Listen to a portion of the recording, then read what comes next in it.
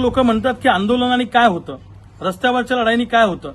गेले 22 वर्ष झाले मी चळवळीत काम करतो. हे आरोप आम्हाला नेहमी फेस करावे लागतात.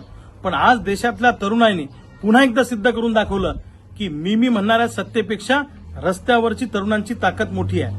ज्या पद्धतीनं जंतर मंतरला अनेक दिवसापासून देशातल्या विद्यार्थ्यांनी आंदोलन केलं आणि सरकारला झुकवलं, लाट्या काट्या खाल्ल्या, रक्त सांडलं, त्या सगळ्या लढणाऱ्या तरुणांचं मनापासून कौतुक आहे.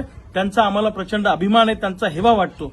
आणि या सगळ्या तरुणांना एकत्रित करणारा महाराष्ट्राच्या मातीतला सुपुत्र अभिजित दिपके यांचंही मनापासून कौतुक आहे. ही छत्रपतींच्या मातीतला माणूस आहे, बाबासाहेबांच्या मातीतला हा माणूस आहे. लक्षात ठेवा, अभिजित दिपकेने एक कॉल दिला आणि देशातली सगळी तरुणाई एकत्र आली. आणि जे सरकार कधी राजीनामा द्यायला कोणत्याही मंत्र्याचा तयार नसतं, घ्यायला तयार नसतं, त्या सरकारला आज सीजेपी सोबत चर्चा करावी लागली आणि त्यांच्या सगळ्या मागण्या मान्य कराव्या लागल्या. हे या देशातल्या तरुणाईच्या एकजुटीचं यश आहे. लक्षात ठेवा, सरकार ज्या ज्यावेळी अन्याय करेल त्यावेळी सगळ्या घटकांनी अशाच पद्धतीने रस्त्यावर उतरलं पाहिजे. सरकारपेक्षा आंदोलनाची ताकद मोठी असते.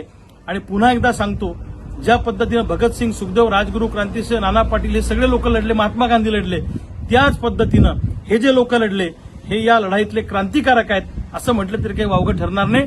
लढणाऱ्या या जेनझीला माझा सलाम आहे. सगळ्यांचं अभिनंदन आणि कौतुक आहे. संघर्ष जारी रहेगा, लढाई जारी रहेगी.